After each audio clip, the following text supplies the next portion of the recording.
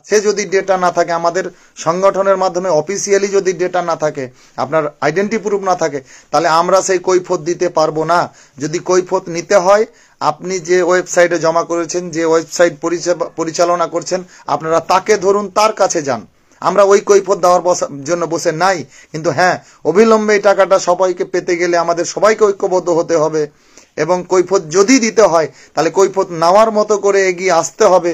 কারণ বারংবার আমরা বলে এসেছি, প্রত্যেকটা জেলাতে 10 থেকে 20 জনের আপনারা কোর কমিটি একটা গঠন করুন এবং উপদেষ্টা মণ্ডলী করুন। জেলায় যারা উপদেশ দিবে এবং যারা ইউনিট লেভেলের মাথা ছিল তারাকেও সম্মান দিতে হবে। আমরা কাউকে কখন অসম্মানিত করে লড়াই বা সংগ্রাম করি না। তাই বন্ধু সকলের কাছে করজোর অনুরোধ, আপনারা এখানেও দেখব কিছু লোককে একটু সুড়সুড়ি দিয়ে কমেন্ট করবেন, আমি এই জেলা থেকে বলছি, আমি আছি, আমি পাশে আছি। কালকের ডেটে যদি ডাকি, যেসব লোকগুলো বড় বড় ভাষণ লম্বা দিয়ে কমেন্ট করছেন, মিথ্যে কথা বলবে না, মিথ্যের একটা সীমা থাকা দরকার। আমি ফলো করছি এবং রোজভ্যালি সংক্রান্ত নিয়ে যেই কোনো কিছু লেখালেখি বা পোস্ট করছে, ঘরে বসে আরামে বসে কিন্তু একটা মেসেজ ঠেলে দিচ্ছে। আমি চিহ্নিত করছি, এই লোকগুলা যদি 10টা করে লোক নিয়ে আসতে পারে, তাহলে আমি কি বলেছি, এরা নিজেও আসবে না, 10টা লোকের দায়িত্ব নেবে না। সুতরাং এটা আমরা জানি। তারপরে এইসব কথা সোশ্যাল মিডিয়ায় কেন বলছি? কারণ রোজভ্যালি আমানতকারী পরিবারের শাখা সংগঠন বর্তমানে বৃহত্তর। তাই জেলা নেতৃত্ব আমরা গঠনমূলকভাবে আলোচনা দফায় দফায় করছি। আমরা সিকিউরভাবে আরও একটু জায়গাটা তৈরি করছি। এই লড়াইটা বন্ধু সবার, একার লড়াই নয়। আপনার যদি টাকাটা দ্রুত পেতে চান, তাহলে অবশ্যই এতদিন যা হয়েছে হয়েছে, সেটাকে ভুলে গিয়ে আপনারা সবাই সংঘবদ্ধ হয়ে মাসে অন্তত 1-2 করে দিন সময় দেওয়ার বন্দোবস্ত করুন। এবং অল ইন্ডিয়াতে যে জায়গাতে, যেসব রাজ্যতে, যেসব স্টেটে যে রোজভ্যালি যে হোটেল রয়েছে, আমি বরাবর বলেছি, যদি আমি কোনো রকম উস্কানিমূলক কথা বলি, বেআইনিভাবে কথা বলি, তাহলে আইনগত আমার উপরে স্টেপ নিক, তাতে কোনো সন্দেহ নেই। আমি মাথা পেতে দেব। তার কারণটা হচ্ছে যে কোনো অযুক্তি কথা বা কোনো রকমভাবে বেআইনি কথা রোজভ্যালি আমানতকারী পরিবার আমি তারিকুল বলি নাই। কারণ আমাদের কথার মধ্যে কোনটা অযুক্তি এবং যুক্তি আপনারা বিচার করবেন। আর কতদিন আপনারা ঘুমিয়ে জেগে থাকবেন? আর কতদিন আপনারা এইভাবে আবেদন করার পরে 30 লক্ষ মানুষ বসে থাকবেন? মাসে যদি 4000 5000 করে টাকা দেয়, তাহলে 30 লক্ষ মানুষকে স্কুটিনি করে যেই মাইনাস হোক না কেন, আমরা ক্যালকুলেশন করেছি মনলি ফর 3 লাখ মানুষ টাকা পাবে। আপনারা এটা ভেবে রাখুন, মানে পরিসংখ্যান বলছে।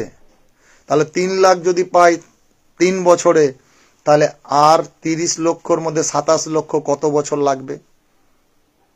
অটোমেটিক 30-40 বছরটা কেটে যাবে। তাহলে এই 30-40 বছরের মানুষ আবেদন করে তো বহু মানুষ মরেই যাবে। যাই হোক, আমি ওই প্রসঙ্গে যাব না। ওই টলার মলার করে এখন 30 জন মানুষ আপনারা রয়েছেন, আর খুব বাজেও লাগছে যে আমি আপনাদেরকে বলেছিলাম যে আপনারা আমার পেজে যে এই যে নাম রয়েছে, নামের পাশে যে ফলোয়ার্স যে অপশনটা রয়েছে, সেখানে আপনারা ক্লিক করে ফলোয়ার্স হিসাবে থাকুন। কারণ এতে কি হবে, আপনার কাছে রোজভ্যালি সংক্রান্ত তথ্য এবং চিটফান্ড সংক্রান্ত তথ্য আপনার কাছে মুহূর্তের মধ্যে পৌঁছে যাবে। তাই আপনাদের কাছে করজোর অনুরোধ। তাই ভয়ঙ্কর পরিস্থিতি, আমি আবারও বলবো যে আপনারা প্রত্যেকের সঙ্গে একে অপরে শেয়ার করুন। আর ঘুমিয়ে জেগে থাকবেন না, এবার ঘুমটাকে ভাঙান, জাগুন, দেখুন যে কি হতে চলেছে, কি হচ্ছে এইসব। কারণ আজকে আমরা বারবার দাবি করছি, আজকে কিন্তু এই রোজভ্যালির আমানতকারীদের পেমেন্ট না পাওয়ার কাল হয়েছে আপনার এই রোজভ্যালির হোটেল। আজ এই হোটেল রমরমিয়ে চলছে, কোটি কোটি টাকা লুট হচ্ছে। তা না হলে আজকে কিন্তু হেলদোর নেই। কোথায় যাবেন আপনারা? এইরকম যদি রমরমিয়ে ব্যবসা চলতে থাকে, তাহলে কেউ কি চাইবে যে এগুলো প্রপার্টিকে সেল করে পাবলিককে টাকা দেওয়া হোক? কারণ সেই টাকাটা তো ডিসভার্ট হচ্ছে, লুটছে। হিসাবে দেখিয়ে দিবে লস। আমাদের কাছে সব রেফারেন্স রয়েছে যে হোটেলটাকে 2015 থেকে 18 সেশনে 15, 16, 17, 18 3টা বছর এই হোটেলগুলো চকলেট গ্রুপের পারপাসে যে হোটেল, সমস্ত 000 লস দেখিয়ে দেওয়া হয়েছে। আজ হঠাৎ করে 2023 এবং 24-এর সেশনে কি করে 7-8 কোটি টাকা ইনকাম হয়? তার মানে ব্যাপারটা বুঝতে পেরেছেন কোন দিকে জলটা গোড়াচ্ছে। তাহলে লাস্ট সেশনে যদি এইরকম হয়, লকডাউন পিরিয়ডের আগে তো হোটেলগুলো ধুমধাম করে চলেছে। আপনারা তো দেখেছেন মন্দারমণিতে বিশাল বিলাসবহুল হোটেল, রাঁচিতে আপনার সুইমিং পুল, বিলাসবহুল হোটেল, আপনার শিলচরে আপনার বিলাসবহুল হোটেল, আপনার কলকাতাতে বিলাসবহুল হোটেল, এমনকি দুর্গাপুর আর আপনার দীঘা 2-3 বছর বন্ধ থাকার পরে হোটেল চালু হয়ে গেল। তাহলে এই কোন সংবিধান? কোথায় যাবেন আপনারা? যদিও সেন্ট্রাল এজেন্সির মাধ্যমে এগুলো অ্যাটাচমেন্ট করা থাকে, তাহলে বন্ধ হোটেল কি করে আবার চালু হলো?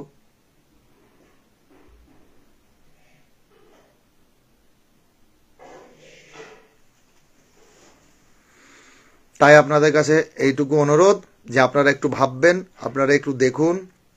এইভাবে ঘুমিয়ে জেগে আপনারা ওই যে ভাববেন হয়তো জমা তো দিয়েছি, যতটা পেরেছি 99% সিকিওরভাবে আপনাদের যারা দুয়ারে ক্যাম্প পরিষেবা বাট আমাদের মাধ্যমে এসেন আপনাদের জমা করে দিয়েছি। কিন্তু জমা করে দিলেই কিন্তু টাকা পাওয়া নয়, এটা বারংবার বলেছি।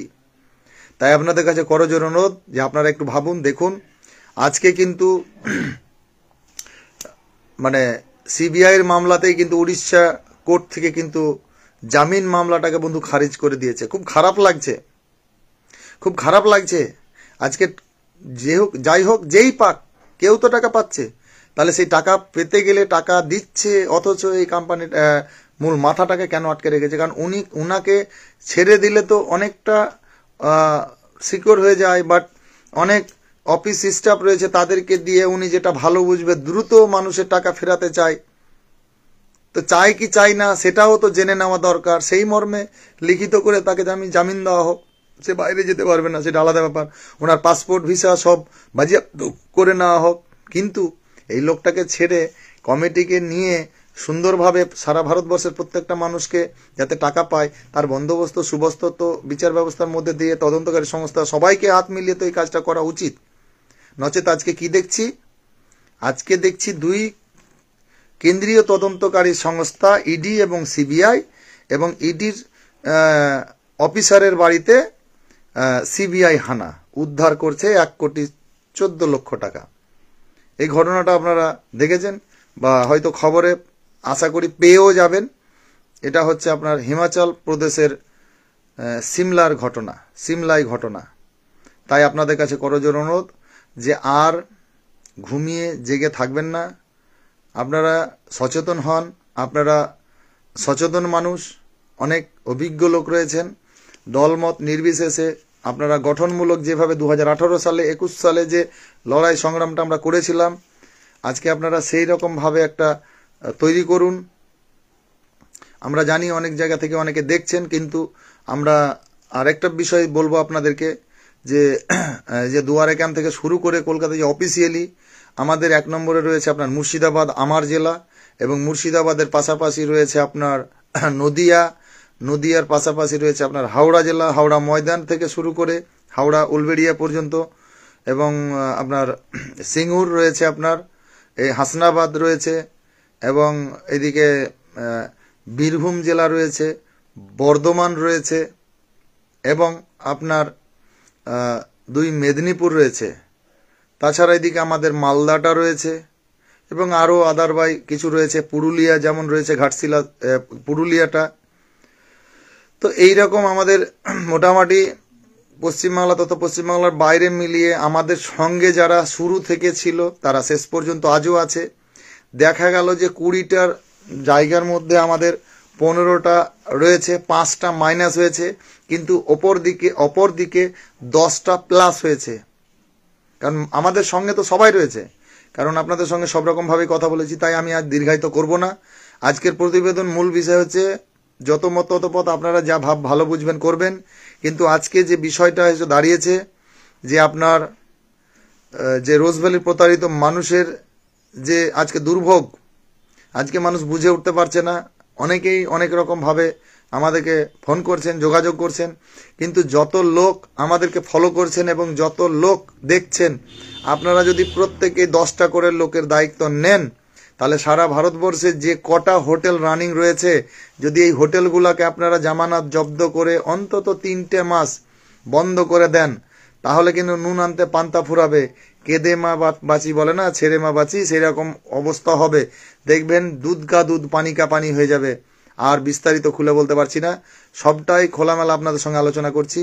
কারণ আজকে কাল হয়েছে টাকা না পাওয়ার একটাই কারণ, সেই হচ্ছে বিলাসবহুল হোটেল। আর এই হোটেলের টাকা বন্ধু নিচে থেকে ওপর, ডানে বামে সব দিকে কিন্তু টাকা লুটপাট হচ্ছে, যার ফলে পেমেন্ট প্রক্রিয়ার মধ্যে দিয়ে যে টাকা পাওয়ার শূন্যতটা, যে ন্যূনতম টাকা, তার একটাই কারণ হচ্ছে এই আপনার বিলম্বতা বা দেরি। কারণ কমিটি তো মাস গেলে মোটা টাকা পেয়ে যাবে, যেটা আপনার আমার টাকা। আজকে ধার আর বাকি আর নগদ মোটামুটি ভাবে আপনারা যারা রয়েছেন 80% লোকই ধরেলেন কোনো না কোনো বিজনেস বা কর্মরত যুক্ত রয়েছেন। আপনারা একটু ভাবুন, দেখুন যে আজকে কি পরিস্থিতি হয়ে রয়েছে। আজকে যদি আপনাকে হিসাবটা দেওয়া যায়, আপনি কিন্তু নিজের হাতে হিসাবটাকে নিয়ে শুধু খরচার পাহি দেখাবেন, কারণ আপনাকে তো হিসাব দিতে হবে। হিসাব দিতে গিয়ে শুধু খরচ দেখিয়ে দিতে হবে, এরকম একটা ব্যাপার রয়েছে না। কাউকে যদি আপনি দায়িত্ব দেন, ওর কাছে সমস্ত রাখবে, ও হিসাব এমন লম্বা লিস্ট দেখাবে, আপনি মনে হচ্ছে যে ওকে আরো ঘুরিয়ে টাকা দিতে হবে, এরকম পরিস্থিতি আছে না নেই? তো ঠিক সেরকম আজকে কমিটি যেভাবে কাজ করছে, ও মাস গেলে তো বেতন পাবে।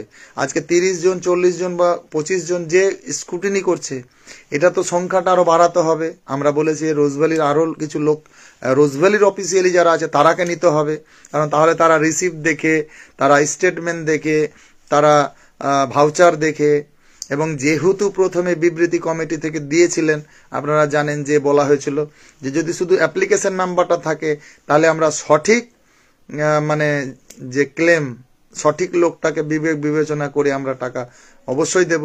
তাহলে যেভাবে প্রথম দিকে বিবৃতি দেওয়া হয়েছে, আজকে 95% রিজেক্ট হচ্ছে। কেন?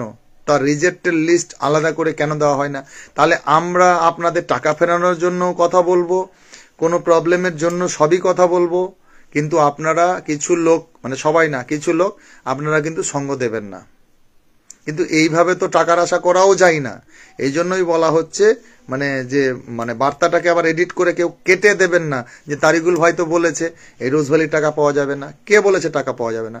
টাকা নিতে পারবেন না। আমার বারবার একটাই বক্তব্য, টাকা রোজভ্যালি দিচ্ছে এবং দেবে, কিন্তু আপনারা নিতে পারবেন না। যদি ঘরে বসে নেন, আপনি বসে থাকেন, আপনি আর আশা করিয়েন না, আপনার ছেলেকে বলে যান যে ভাই বাবা টাকা রোজভ্যালিতে জমা দিয়েছি, পেলে আমাকে দিয়ে দিও। মানে যে এই মানসিকতার লোকগুলোকে আমি বেসিক্যালি বলতে চাইছি। তো যাই হোক, অনেক কথা বললাম। আমি শুধু আপনাদেরকে এইটুকু বলবো যে আপনারা আর ঘুমিয়ে জেগে থাকবেন না, চেতনা ফিরান, জেগে উঠুন। 2018 সালের যে আপনাদের লড়াই, সেই লড়াইকে আপনারা জাগিয়ে তুলুন। আর বিভাজনের রাজনৈতিক দলের মতো দল ভাঙার যে কিছু লোকের কলকাতার কাজ, সেখান থেকে আপনারা বিরত থাকুন। কারণ তাদেরও সদিচ্ছা হচ্ছে যত লং প্রসেস হবে, যত লেন্দি হবে, কমিটি যেমন মাস গেলে টাকা পাবে, বিভিন্ন সংগঠনেরও তাদের দায় সারা হবে, তাদের পরিবার সংসার এখান থেকে চালানো হবে। ইতিমধ্যে ঝাড়গ্রাম, বাঁকুড়া ফোন করছে, ভাই আমি অমুক জায়গায় দিয়েছিলাম, আমার এন্ট্রি হয়নি, এখন আমি কি করব। আমাদের মুর্শিদাবাদ ও জঙ্গিপুরের ক্ষেত্রে ফুলতলা, রঘুনাথগঞ্জের কিছু লোক বা তার আশেপাশে শামসারগঞ্জ, সুতি থেকে কিছু লোক গিয়ে যারা দিয়ে এসছিল জানুয়ারি ফেব্রুয়ারি মাসে ওয়েবসাইট খোলার আগে, তারাও আজকে চিল্লা চেঁচামেচি করছে, কেদেমা বাঁচি বলে, ছেড়ে বাঁচি বলে পায়ে হাতে পড়ে আজকে কিন্তু তারা কান্নাকাটি করে জমা করছে। তাহলে সিরিয়াল ওয়াইজ যদি টাকাটা দেওয়া হয়, তাহলে আজকে অঙ্কটা করে দেখুন না। যারা বললো ফেব্রুয়ারি মার্চ জানুয়ারি ফেব্রুয়ারির মধ্যে দিলে আগে টাকা পাবে, প্যান ড্রাইভ করে দিলে পাবে, তাহলে আজকে তাদেরগুলো তো সাবমিটই হয়নি, ফর্ম ফিল আপ করে রিসাবমিট অপশন দিয়ে রেখে দিয়েছে। তাহলে এখন যদি তারা সংশোধন করেও দেয়, তাহলে তো আপনারা 30 লাখের পরের লাইনে চলে আসলেন। তাহলে আমরা যে জুন জুলাই শুরু করলাম, আমরা তো চলে গেলাম প্লাসে, তোমরা চলে এলে ভাই মাইনাসে। তো সুতরাং এই হচ্ছে পরিসংখ্যান, ডালমে কুচ খালা হে। তো যাই হোক, অনেক কথা বললাম, ঘুরিয়ে ফিরিয়ে সব রকম করে কাকুতি মিনতি করছি, আপনাদের বোঝানোর চেষ্টা করছি। শেষ পর্যন্ত আপনারা কতটা বুঝবেন আর কতটা বুঝবেন না, সেটা আপনাদের উপর ডিপেন্ড করছে। কিন্তু একটা কথাই বারংবার বলে আসছি এবং বলবো যে আপনারা কিন্তু বন্ধু দেখুন, আজকে কিন্তু তারিকুলকে নিয়ে ভাববেন না। কিছু লোকের জ্বালা উঠে গেছে, তারিকুল কি বলবে তার কপিরাইট করব, সোশ্যাল মিডিয়ার মধ্যেই আছে। কদিন আগে দেখলাম বেলডাঙ্গার মনিরুল অনেক লেখে, আমি নাম ধরে আজকে বলছি, উনি একটা ভিডিওর মাধ্যমে কমেন্ট করেছিল আমার, কিন্তু শেষ পর্যন্ত কমেন্ট দুটোকে দেখছি ডিলিট করে দিয়েছে। কেন ভাই এরকম মানসিকতা তোমার? তোমার মানসিকতা কেন এরকম নেগেটিভ, কখনো পজিটিভ? আরে তুমি তো লোকের কথা শুনে কথা বলো। কটা দিন কলকাতা হাইকোর্টের দরজায় এসেছো, তুমি ওই গেট পাস কুপন গালা নিয়ে এসো তো আমার সামনে দেখি। আমি জানি তুমি খুব ভালো লোক, তোমার সিনিয়র আমার সাথে আছে, আমাদের সাথে আছে, তোমার পুরো উপরকার টিম বেলডাঙ্গার আমাদের সাথে আছে, কিন্তু তুমি ওই আমলা চামচার মধ্যে কিছু থেকে আজকে তুমি নিজেকে মানে অনেক কিছু ভাবছো। তো তুমি যে খবরগুলো দিচ্ছ, তোমাকে সাধুবাদ জানাচ্ছে রোজভ্যালি আমানতকারী পরিবার। কিন্তু তোমার যদি সেরকম সঠিক চিন্তাধারা থাকে তাহলে তুমি আসো রোজভ্যালি আমানতকারী পরিবারের কোথায় দাঁড়াবে, কোথায় এসে থাকবে, কোথায় কোন পদে থাকবে, আসো। কিন্তু আমাদের কাছে বন্ধু কোনো ফান্ডিং এর গল্প নেই, কোনো ফান্ডিং এর গল্প নেই। আসো, ওই কোনো